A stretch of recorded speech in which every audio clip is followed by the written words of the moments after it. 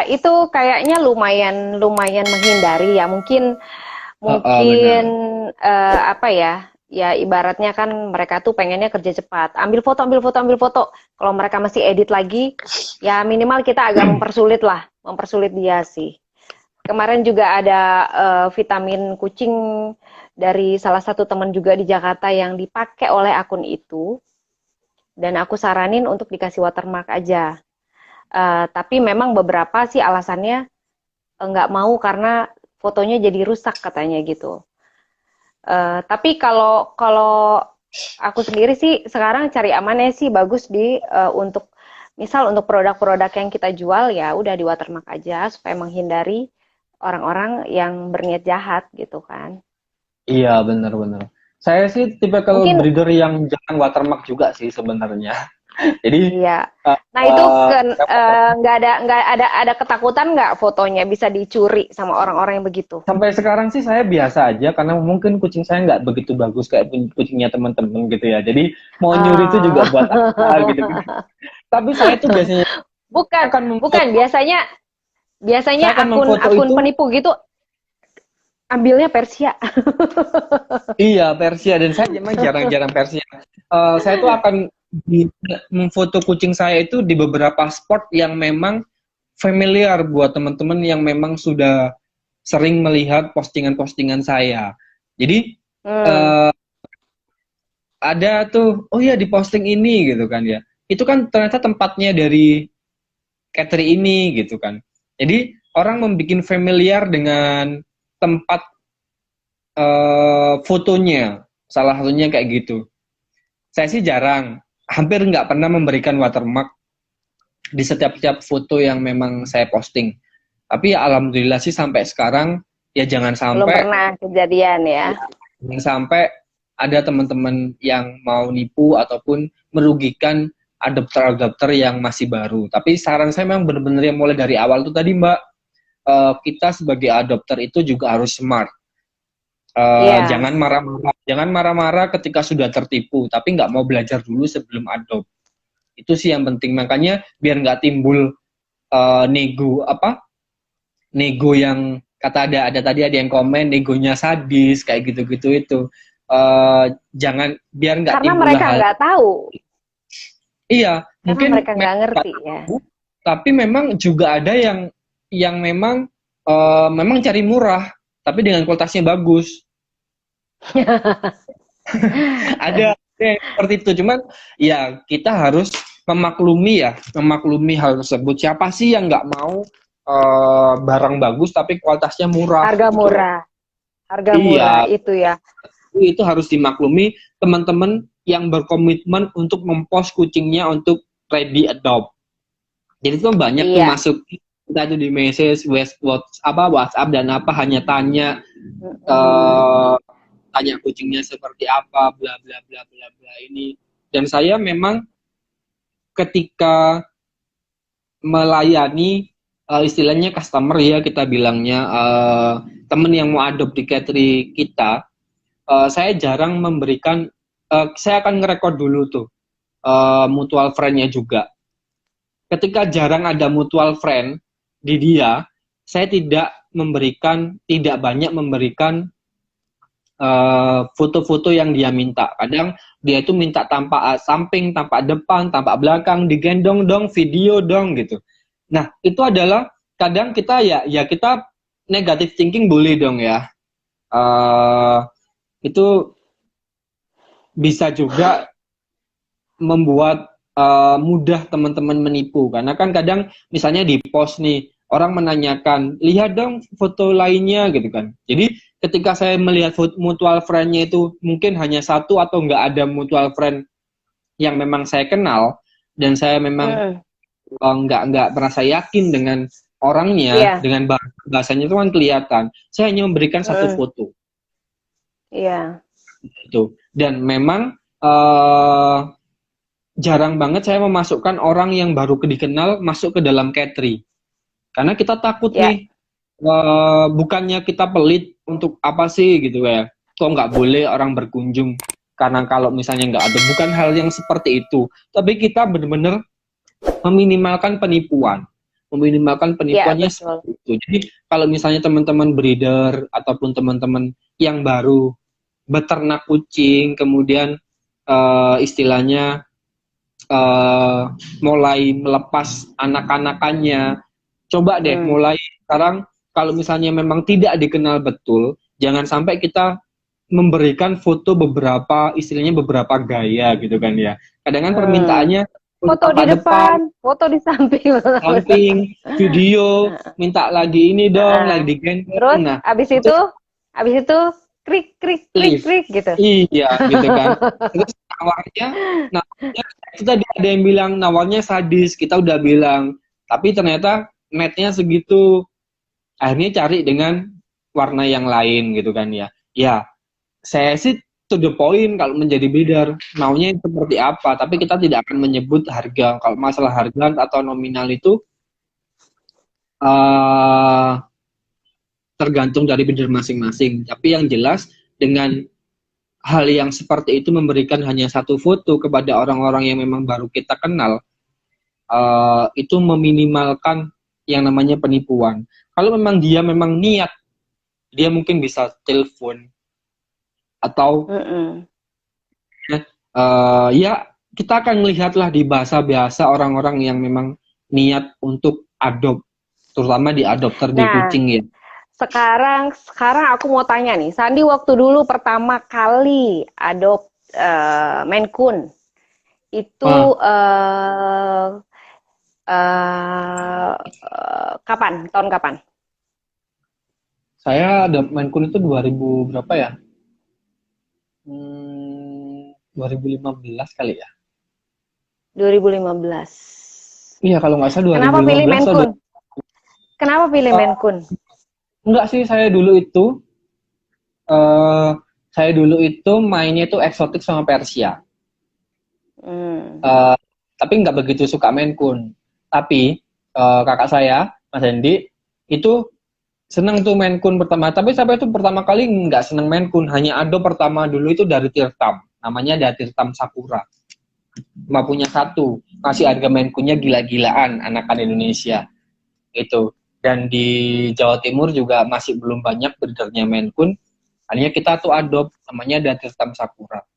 Ya akhirnya setelah itu ya namanya beneran kita harus berkembang ya Mbak ya, berkembang Mm-mm. akhirnya program eksotiknya kita tuntasin, nggak main lagi, akhirnya kita memilih untuk melanjutkan Persia dan Maine Coon gitu sih. Cuman Mm. kalau Maine Coon pertama kali itu kayak kalau nggak salah antara 2015-an kalau nggak 2014 atau 2014 deh Nah, kayaknya. nah, sekarang nih kan masalahnya adalah kalau misalnya untuk di newbie itu Hmm, nipu-nipunya ya jelas ya, kasih foto orang, terus kasih harga murah, orangnya bayar, terus hilang gitu kan. Nah, ya. ini teman-teman yang kalau mau tanya boleh ya, kalau ada yang mau bertanya atau mau sharing pengalamannya boleh. Ini Willy, banyak penipuan bukan dari akun abal-abal tapi juga dari breeder. Kalau itu kita susah ya untuk mengomentari karena itu pun juga oknum gitu kan. Eh itu kasus kasus per kasus gitu. Jadi kalau di sini sih kita lebih mungkin aku pengen minta Sandi kasih tips lagi kalau untuk teman-teman yang ibaratnya udah mulai memberanikan diri membeli kucing yang bagus nih, which is kucing bagus sama dengan mahal, ya kan? Benar-benar. Ada beberapa kasus yang misalnya udah beli mahal, impor, ternyata datang nggak sesuai. Dan kadang-kadang setiap breeder punya peraturan masing-masing gitu kan. Entah Iya. tidak boleh tukar kucing, entah boleh ditukar kucingnya, tapi begitu kucingnya ditukar, tidak lebih baik dari yang pertama gitu. Jadi akhirnya mungkin kata-katanya bukan penipuan ya, bukan penipuan oleh breeder, tapi mungkin ya entah dari komunikasi atau mungkin karena jauh. Kalau dari kasus yang saya alami sih ya karena lokasinya jauh, tidak di Indonesia. Jadi akhirnya pada saat kucing itu datang, ternyata tidak sesuai dengan kondisi yang eh, kita mau gitu. Nah, kalau menurut Iya, Sandi benar. bagaimana? Kalau kasusnya seperti itu gitu. Sebenarnya kata kuncinya itu adalah bagaimana cara komunikasinya kita, Mbak. Kadang menjudge sebagai itu adalah penipuan itu adalah teman-teman pihak ketiga. Iya kan? Misalnya nih, Mm, saya adopt di Mbak. Eh, saya pasti akan membuat namanya perjanjian dong dengan adopt mm-mm. dengan breedernya. Tapi Yes. ketika ada problem, kita akan cerita ke orang. Nah, orang tersebutlah kadang yang menjudge itu adalah sebuah penipuan. Tapi kita Iya. tidak tahu seperti apa. Namanya breeder, dia akan kadang ada tipikal breeder yang hanya menjelaskan hal-hal yang memang ditanya oleh adopternya. Tapi ada juga adopter yang memang kritis menanyakan sedetail-detailnya mengenai kucing yang diinginkan.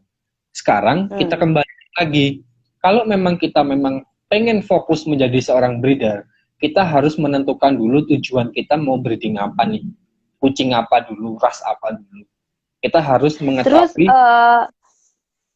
terus boleh nggak jadinya kita milih gini, kita harus lihat breeder, jadi kita lihat kucingnya juga ya, Hmm, hmm. kucingnya, dan kita juga melihat breedernya, historinya seperti apa gitu.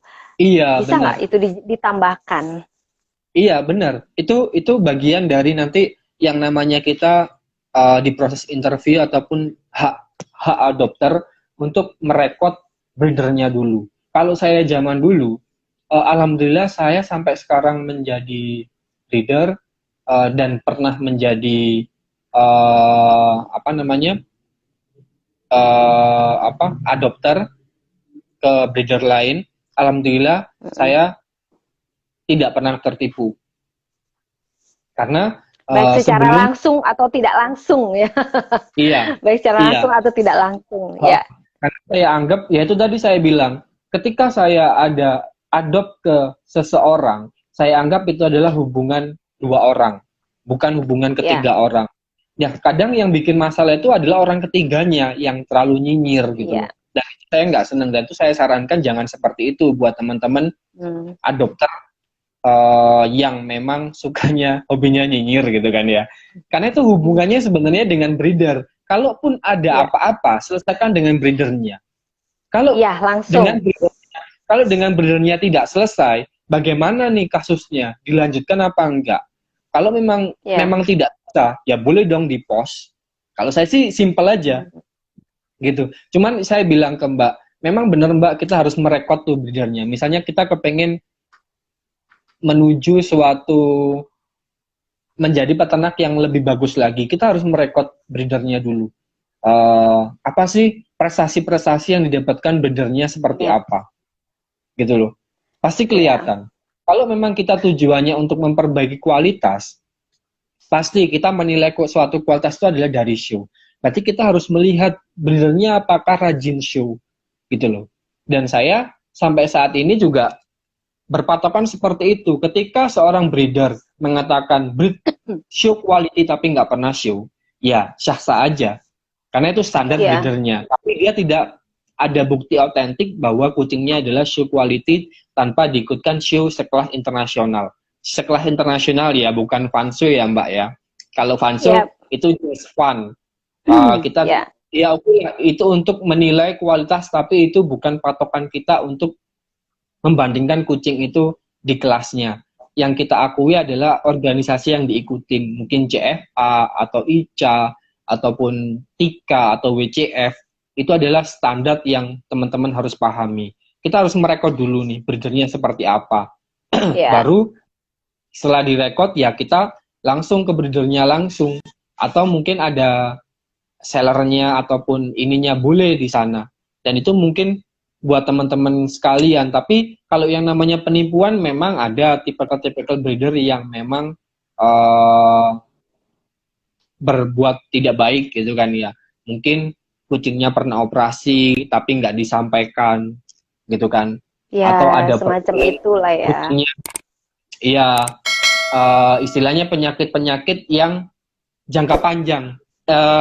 tidak langsung. Kalau misalnya sakit flu ataupun sakit eh, istilahnya yang mungkin terjadi karena di perjalanan itu kita masih bisa dimasuk akal. Tapi kan Iya, iya. penyakit-penyakit yang apa ada rekod sebelumnya mungkin kayak apa kayak tadi operasi sesar kayak gitu itu kita harus Iya. harusnya betul, apalagi teman-teman yang mau adopt Iya. kucing betina kayak gitu, kucing-kucing Iya. betina kita harus mengetahui, menanyakan dulu tuh pernah sesar nggak, udah usia Hmm. berapa, lahirannya setahun berapa kali, kemudian riwayat kehamilannya seperti apa, riwayat birahinya seperti apa, apakah ada problem lain gitu kan. Begitu Iya. juga dengan jantan, kebiasaan-kebiasaannya seperti apa, itu memang yang harus dan itu haknya adopter untuk menanyakan hal tersebut kepada breedernya. Kalau misalnya tidak mau tertipu, tapi kalau teman-teman memang adopt ke teman-teman breeder yang sudah mempunyai nama, ada record show-nya bagus, sangat-sangat kecil sekali penipuan. Karena dia akan malu dong memberikan kucing dengan harga misalnya Iya. sesuai dengan harga yang dia berikan gitu. Tapi kalau masalah import, ya kita nggak bisa jamin 100% ya kucingnya itu Tidak, tidak sesuai dengan selamanya harga yang import itu lebih bagus daripada yang iya catering-catering benar. lokal gitu kan Tetap, ya. Pak, Tidak itu ada selamanya. kembali ke bagaimana kita merekod catering luar tersebut gitu.